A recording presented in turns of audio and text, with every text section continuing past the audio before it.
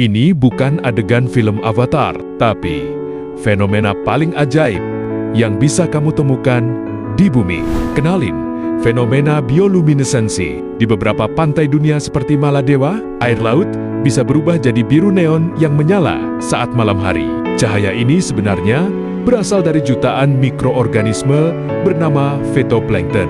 Mereka bakal mengeluarkan cahaya setiap kali terkena guncangan ombak atau sentuhan tangan manusia. Fenomena ini nggak cuma cantik, tapi juga jadi cara alami mereka buat menakuti pemangsa.